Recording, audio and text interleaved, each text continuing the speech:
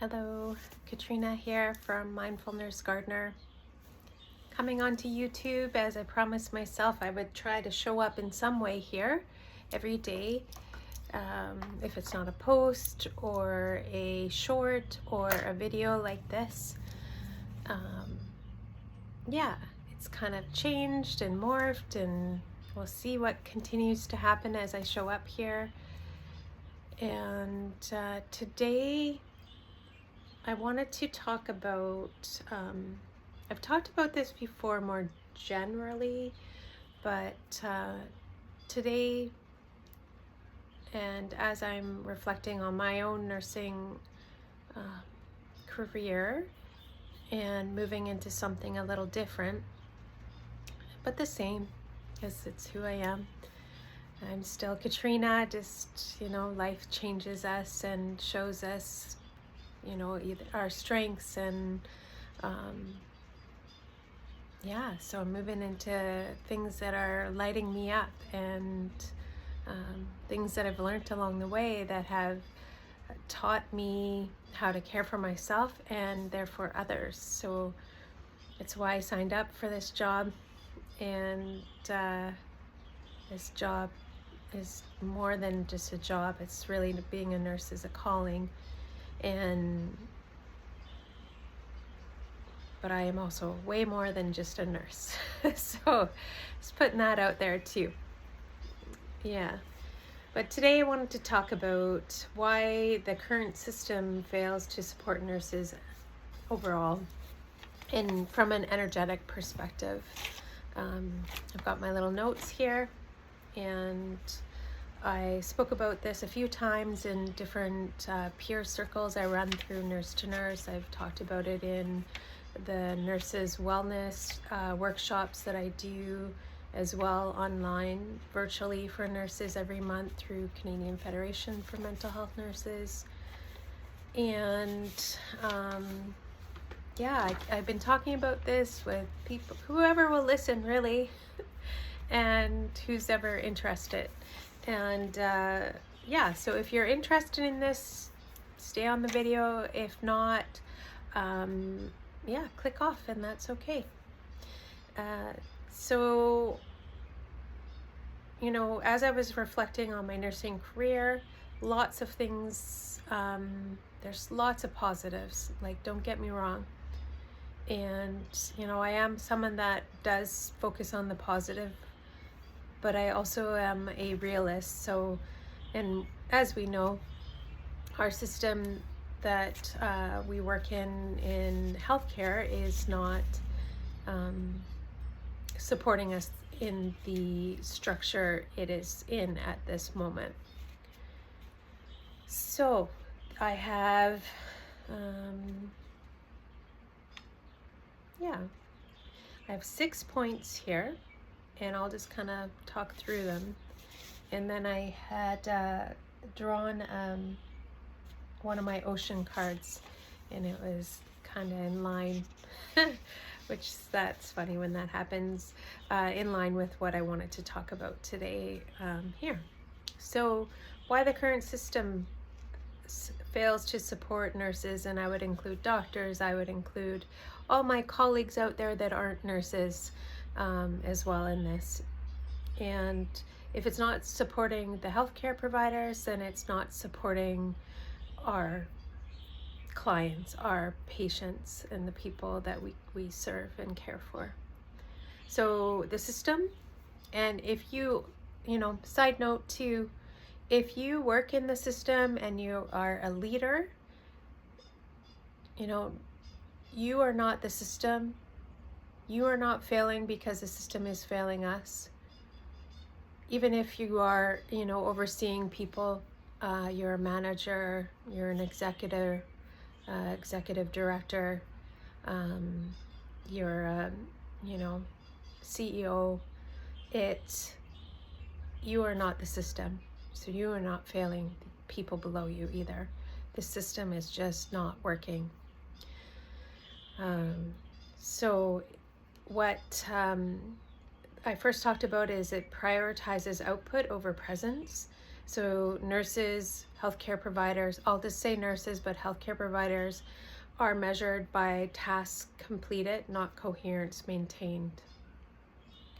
The system rewards speed, not stillness. And this fractures both our breath cycles, our ability to come back to ourselves and our needs. Do I need to take a drink of water? Do I need to go to the bathroom? Am I hungry? Is it time for my break? That kind of thing. So then it collapses that emotional integrity. It collapses our ability to kind of come, I would say, even come back to our bodily needs, to listen to our body. So there's this thing that I joke about, but it's, how I think that we dissociate from our bladder so we can go all day without peeing, and it happens. And, this would be, to me, an example of that. So the second point I go into, I say it treats care as a commodity, not a field. So care is quantified, scheduled, and extracted. Taken. Feels exhausting just saying it. But true care is a field of resonance. It cannot be timed or billed. When care is commodified, the caregiver becomes depleted. So taking, right? Taking from us. Even though we love the work, it does take, right?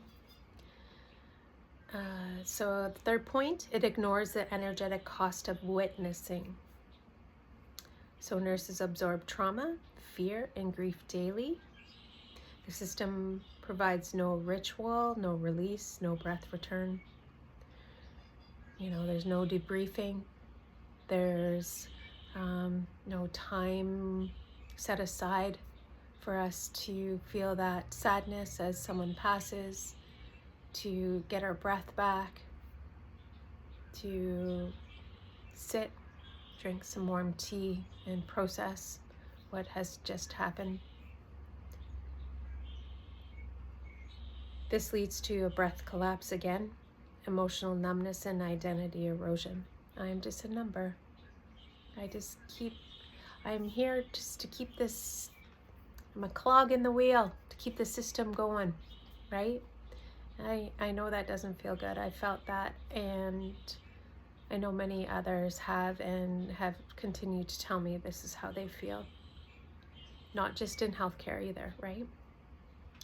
It enforces disconnection from self. So,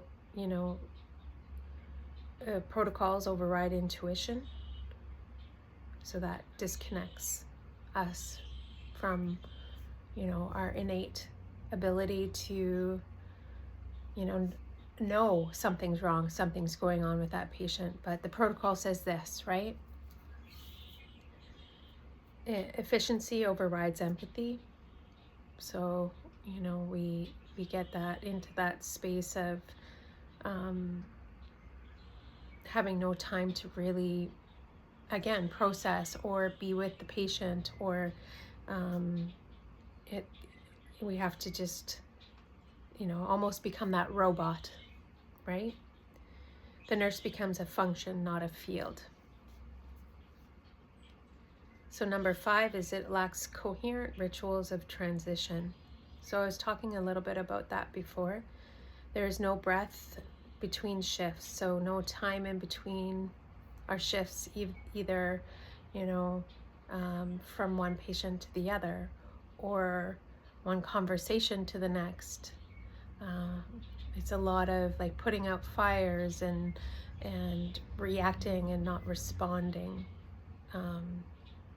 So, just naturally, even as I'm saying that, I can, sense how that would put us into those fight, the flight, the freeze, a nervous system dysregulation, right? Yeah. There's no closure between lives held and lives lost. So, giving us that there's no time between,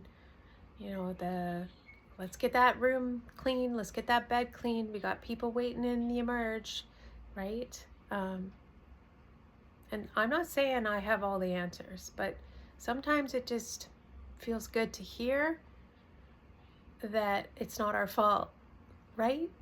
It's not our fault that we can't give the care that we want to give, right? We can't support the people that we support to do the care, to get, to have some job satisfaction, to go home not feeling so depleted, right? There's no stillness between giving and receiving. Yeah. So the 6th point, I said, it mirrors trauma without reflecting healing. So the system reflects urgency, not coherence. Hurry, hurry, hurry. Next thing, next person, right? It mirrors distress and not resolution. It's always like putting out fires. Nurses become mirrors of suffering without being mirrored themselves. What?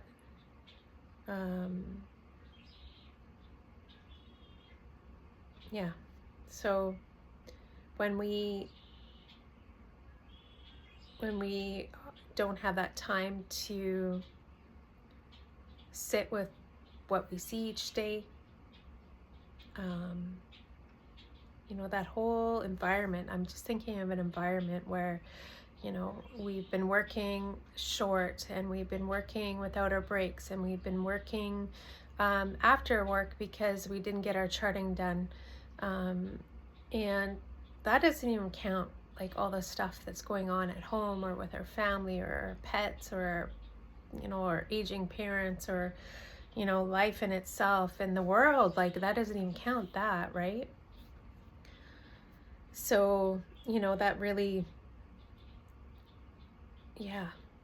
there's a lot of distress that we would be mirroring back and forth to each other and really not being given that time to come back to some kind of grounded space where we can feel coherent, we can find our breath, and process what's going on, right? This is why workplace wellness initiatives like peer support, critical incident stress management, or something similar to the same R2MR, or resilient minds, or a peer team that can come in and support people after a crisis, or a therapist in employee family assistance that actually knows the work of nurses, or even like peer support within that funnel, where people are like really get the work that we do as nurses or doctors or social workers or OT, PT, respiratory therapists, all of us that were working in there, right? I don't know how many times I've heard they just don't get us. They don't get it. It took so much energy to explain, right? So yeah, and then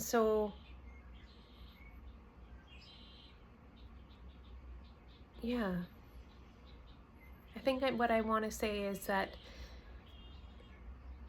you are not broken in a system that is, and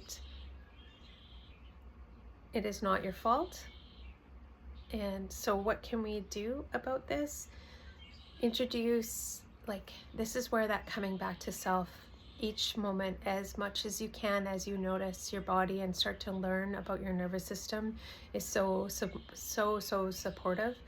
As we it's like a, they talk about cellular memory or muscle memory.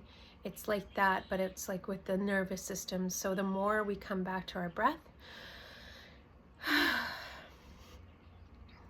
the more we take time for ourselves to soothe our nervous system, either like micro rituals of breath return, anchoring in stillness between tasks, whatever that might be. It could be like standing at the sink, washing our hands, taking some breaths, just noticing the water, the temperature of the water, how that might feel, right?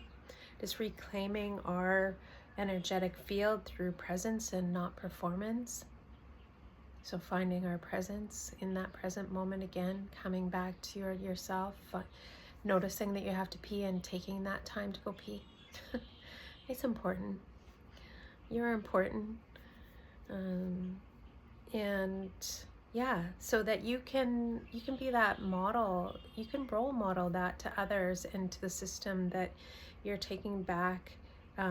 You're reflecting that coherence within your nervous system, back to the system, into the system, even if it can't yet, hold it for you, but you're doing it for yourself and maybe your colleagues and the people you care about that you work with, right? So we're not here to fix the system.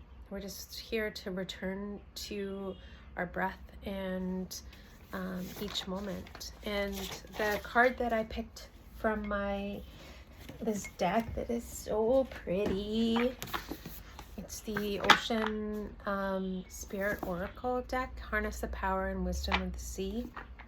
So coming back to nature, one place I found so much healing and continue to do each time I go to visit it. So the one that came up was hope. I'll show it here. See that? I'll get my face out of there. Hope.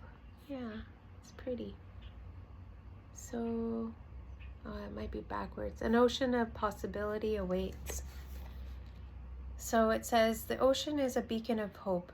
Watching the sunrise and set on the water, witnessing the serene transition from day to night nourishes our life force. The morning's first light promises a new beginning each day. Welcome the opportunity to start afresh, feeling uplifted and energized